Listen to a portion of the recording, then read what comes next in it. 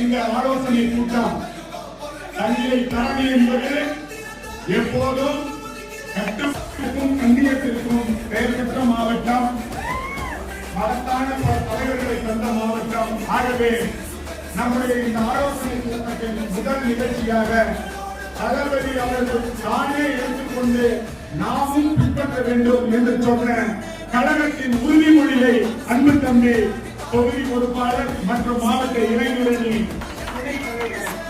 வினோத் ரவி வாசிக்க அனைவரும் நாம் தளபதி அவர்கள் காட்டியவர்களை உறுதிமொழி ஏற்க வேண்டும் என்று கேட்டுக்கொள்கிறேன். நன்றி, வணக்கம்.